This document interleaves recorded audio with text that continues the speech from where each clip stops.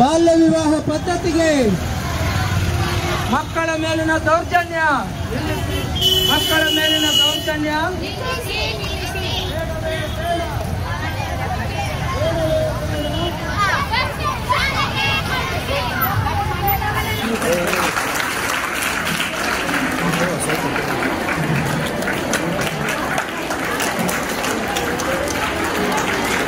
ಮೊದಲನೇದಾಗಿ ಎಲ್ಲರೂ ಈ ಕಾರ್ಯಕ್ರಮದಲ್ಲಿ ಬಹಳ ಚೇರ್ಫುಲ್ ಆಗಿದ್ದೀರಾ, ಬಹಳ ಎಂಥೂಸಿಯಾಸ್ಟಿಕ್ ಆಗಿದ್ದೀರಿ.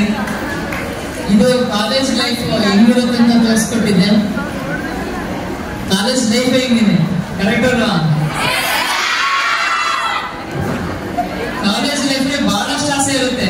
ಕೆಲವರು ಡಾಕ್ಟರ್ ಆಗ್ಬೇಕು ಅನ್ಕೊಂತಾರೆ, ಕೆಲವರು ಇಂಜಿನಿಯರ್ ಆಗ್ಬೇಕು ಅನ್ಕೊಂತಾರೆ, ಕೆಲವರು ವಕೀಲರು ಆಗ್ಬೇಕು ಅನ್ಕೊಂತಾರೆ, ಕೆಲವರು KS, IAS ಇರುತ್ತಲ್ಲ ಆಸೆಗಳು. ಎಷ್ಟು ಜನ ಡಾಕ್ಟರ್ ಆಗ್ಬೇಕಂತಿದ್ರಿ? ಕಾಲೇಜು ದಿನಗಳಲ್ಲಿ ಅಥವಾ ಶಾಲಾ ದಿನಗಳಲ್ಲಿ ತುಂಬಾ ಆಂಬಿಷನ್ಸ್ ಇರುತ್ತೆ, ನಾನು ಇಂಥದೇ ಆಗ್ಬೇಕಂತ. ಅದು ತಪ್ಪಲ್ಲ, ಅದೇ ಹೆಚ್ಚಿನ ನಾವು ಪರಿಶ್ರಮ ಪಡಬೇಕು.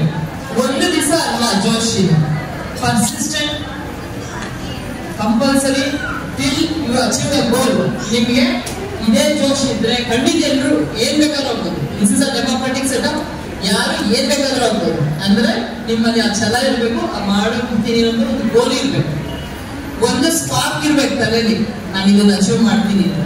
ನಾನು ಯಾಕೆ ಇದು ಬರೀ ಎಜುಕೇಶನ್ ಇದೇನಪ್ಪ, ಇದು ಮಕ್ಕಳ ಇದ್ರ ಬಗ್ಗೆ ಬಾಲ್ಯ ವಿವಾಹ ಬಗ್ಗೆ ಮಾತಾಡ್ಬೇಕು, ಲಿಂಗ ತಾರತಮ್ಯ ಬಗ್ಗೆ ಮಾತಾಡ್ಬೇಕು, ಮಕ್ಕಳ ಮೇಲೆ ದೌರ್ಜನ್ಯದ ಬಗ್ಗೆ ಮಾತಾಡ್ಬೇಕು, ಏನು ಎಲ್ಲ ಬಿಟ್ಟು ಎಜುಕೇಶನ್ ಬಗ್ಗೆ ಮಾತಾಡ್ತಿದ್ದಾರೆ ಅಂತ ಅನ್ಕೊಂತಿದ್ದೀರಾ? ನನ್ನ ಭಾವನೆಯಲ್ಲಿ ಇದೆಲ್ಲವೂ ಹೋಗ್ಲಾಡಿಸ್ಬೇಕಂದ್ರೆ ಓನ್ಲಿ ಥ್ರೂ ಎಜುಕೇಶನ್.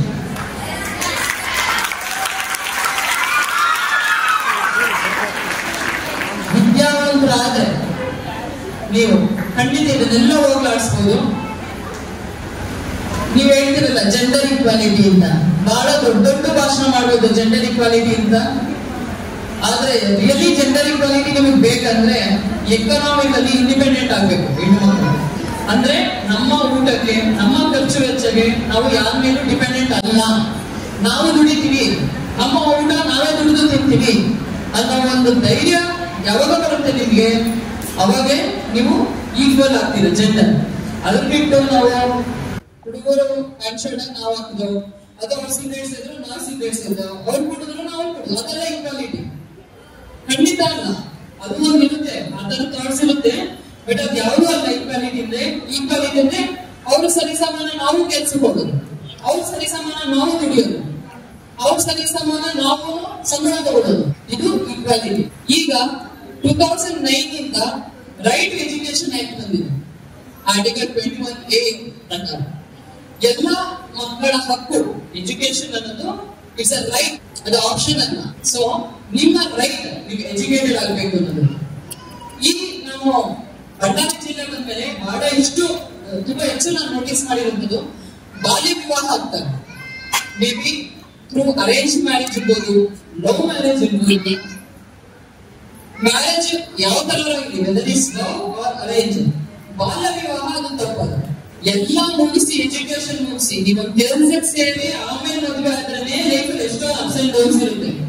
ನೀವು ಈ ವಯಸ್ಸಿಂದ ಬಾಲ್ಯದಲ್ಲೇ ಆ ಟ್ರಾಮ ಏನು ಅನಿಸ್ತಿಲ್ಲ, ಯಾಕೆ ಬೇಕು? ಪ್ರತಿಯೊಂದು ಜಿಲ್ಲೆಯಲ್ಲಿ SCTV ಇರುತ್ತೆ, ಅಂದ್ರೆ ಮಕ್ಕಳ ವಿಷಯವನ್ನು ಪೊಲೀಸ್ ಘಟಕ ಅಂತ ಒಂದು ಮಾಡಿರ್ತಾರೆ. ಎಲ್ಲಾ ಪೊಲೀಸ್ ಠಾಣೆಯಲ್ಲಿ ಸಹ ಒಬ್ಬ ಸಬ್ ಇನ್ಸ್ಪೆಕ್ಟರ್, ಒಂದು ASI, ಒಂದು WPC ಇರ್ತಾರೆ. ಅವರು ಮಫ್ತಿಲಿ ಇರ್ತಾರೆ, ಯಾಕಂದ್ರೆ ನಿಮ್ಗೆ ಪೊಲೀಸರು ಹೇಳ್ಬೇಕು ಅಷ್ಟೊಂದು ಈಸಿ ಅನ್ಸಲ್ಲ, ಸ್ವಲ್ಪ ಏನೋ ಭಯ ಇರುತ್ತೆ. ಹಂಗಾಗಿ ಅವ್ರು ಮಫ್ತಿಲಿ ಇರ್ತಾರೆ. ನಿಮ್ದು ಏನೇನು ಪ್ರಾಬ್ಲಮ್ ನೀವು ಹೇಳ್ಕೊಳ್ಬಹುದು. ಮಕ್ಕಳ ಸಹಾಯವಾಣಿ ಇದೆ, ನಿಮ್ಗೆ ಆಯ್ತು ಯಾವ್ದೋ ಬಾಲ್ಯ ವಿವಾಹ ಆಗುತ್ತೆ, ನಿಮ್ಮ ಊರಲ್ಲಿ ಆಗ್ತಾ ಇರುತ್ತೆ, ಅದನ್ನ ನೀವು ಹೇಳಲಿಕ್ಕೆ ಹಿಂಗೆ ಪೊಲೀಸರು ತಿಳಿಸಿದ ಕಷ್ಟ ಇರುತ್ತೆ. ಮಕ್ಕಳ ಸಹಾಯವಾಣಿ 1098 ಕರೆ ಮಾಡಿ ಅಂತ ಯಾವುದೇ ಇದ್ರು ದೂರುಗಳು ನೀವು ಹೇಳ್ಬೋದು. ಮಹಿಳಾ ಸಹಾಯವಾಣಿ ಇದೆ 181, ಅದಕ್ಕೆ ಕರೆ ಮಾಡಿ ನೀವು ಮಹಿಳೆಯರಲ್ಲಿ ಯಾವುದೇ ಒಂದು ದೌರ್ಜನ್ಯ ಪ್ರಕರಣ ಆಗಲಿ ಯಾವುದಾದ್ರೂ ಹೇಳ್ಬೋದು. 112 ಇದೆ, 112 ಯಾವುದೇ ಒಂದು ತೊಂದರೆ ಯಾವುದೇ ಪ್ರಾಬ್ಲಮ್ ಇಲ್ಲ, ಇದು ಮಹಿಳೆಯರಾಗಿ ಅಥವಾ ಜನರಲ್ ಆಗಿ ಯಾವುದಾಗಲಿ 112ಗೆ ಕರೆ ಮಾಡಿ ನೀವು ಹೇಳಿದ್ರೆ ಜರ್ನಿ ಟೈಮ್ ಅಷ್ಟು ಸಮಯ ತಗೊಂಡು ನಿಮ್ಮ ಇರೋ ಜಾಗಕ್ಕೆ ರೀಚ್ ಆಗ್ತಾರೆ ಪೊಲೀಸ್ ಅವರು. ಬಟ್ ಎಲ್ಲ ಫೆಸಿಲಿಟಿ ಇದೆ, ಅದು ಉಪಯೋಗಿಸ್ಕೊಳ್ಬೇಕಲ್ಲ. ಉಪಯೋಗಿಸ್ಕೊಳ್ಳೋದಂದ್ರೆ ಏನ್ ಬೇಕು, ನಿಮ್ಗೆ ಎಜುಕೇಶನ್ ಬೇಕು. ಈಗ ನಾವು ಇಷ್ಟು ಜನಕ್ಕೆ ಮಾತ್ರ, ಇದರಲ್ಲಿ ಎಷ್ಟು ಒಂದು 100 ಜನ ಇರ್ಬೋದಾ, 150 ಜನ ಇರ್ಬೋದಾ, ಇಷ್ಟು ಜನಕ್ಕೆ ಮಾತ್ರ ನಾವು ಹೇಳ್ತಾ ಇದ್ದೀವಿ. ಈ ಜಿಲ್ಲೆಯ ಕಸ್ಟಮರ್ಸ್ ಹೇಳಿಕ್ ಆಗುತ್ತೆ ಹಿಂಗೆ? ಇಲ್ಲ ಅಲ್ವಾ? ಈ ತರ ಎಜುಕೇಟ್ ಮಾಡ್ಲಿಕ್ಕೆ ಆಗುತ್ತಾ? ಆಗಲ್ಲ. ಆದ್ರೆ ನಾವು ಇಷ್ಟು ಜನ ಮಾತ್ರ ಯಾಕೆ ಹೇಳ್ತಿದ್ವಿ? ಎಲ್ಲ ಮಹಿಳೆಯರಿದ್ದೀವಿ, ಎಲ್ಲ ಹೆಣ್ಮಕ್ಳಿದ್ದೀವಿ. ಒಂದು ಹೇಳ್ತಾರೆ ಹೆಣ್ಣೊಂದು ಕಲಿತಾರೆ ಅಂದ್ರೆ ನೀವೀಗ ಏನು ಕೇಳಿಸ್ಕೊಂಡಿದ್ದೀರಿ ಅಥವಾ ಏನು ಕೇಳಿಸ್ಕೊಂತೀರಿ ಪೂರ್ತಿ ಸೆಷನ್ ನಲ್ಲಿ, ಅದು ನಿಮ್ಮ ಮನೆಯವರಿಗೆ ಹೇಳ್ಬೇಕು, ನಿಮ್ಮ ಊರಲ್ಲಿ ಹೇಳ್ಬೇಕು. ಆಯ್ತಲ್ಲ? ಬಾಲ್ಯ ವಿವಾಹ ಆಗೋದು ಒಂದು ಕಾನೂನಲ್ಲಿ ದೊಡ್ಡ ಅಪರಾಧ. ಇದು ತುಂಬಾ ಪೇನ್ಫುಲ್ ಅನ್ಸುತ್ತೆ. ಕೆಲವು ಮಕ್ಕಳು, ನಾನು ಕೇಳಿಸ್ಕೊತೀನಿ, 14-15 ಇಯರ್ಸ್ ಅದೇ ಹೋಗು, ಅವರು ಪ್ರೆಗ್ನೆನ್ಸಿ ಇರ್ತಾರೆ. ಎಷ್ಟು ಬೇಡ. ಆಮೇಲೆ ಇಷ್ಟು ಎಜುಕೇಟೆಡ್ ಆಗಿ ಇಷ್ಟು ಮುಂದುವರೆದಿದ್ದ ಕಾಲದಲ್ಲಿ ಈ ತರ ಸಣ್ಣ ಮಕ್ಕಳಿಗೆ ಮಗು ಆಗುತ್ತಂದ್ರೆ ಅದು ಬಹಳ ಅನಿಸ್ತದೆ. ತುಂಬಾ ಅಟ್ರಾಕ್ಷನ್ಸ್ ಇರುತ್ತೆ ಸಣ್ಣ ವಯಸ್ಸಲ್ಲಿ, ಟೀನೇಜರ್ಸ್ ಬಹಳ ಅಟ್ರಾಕ್ಷನ್ ಇರುತ್ತೆ. ನೀವು ಅಟ್ರಾಕ್ಷನ್ ಏನಾದ್ರು ಒಳಗಾದ್ರೆ ಲೈಫ್ ಲಾಂಗ್ ಸಫರ್ ಆಗ್ಬೇಕು. ಈಗೆಲ್ಲ ಕೇಳಿದಾಗ ಹೇಳಿದ್ರು ಡಾಕ್ಟರ್, ಇಂಜಿನಿಯರ್, ಸಿಸ್ಟರ್ ಎಲ್ಲ ಕಂಪ್ಯೂಟರ್ ಎಕ್ಸಾಮ್ ಮಾಡ್ತಾರೆ.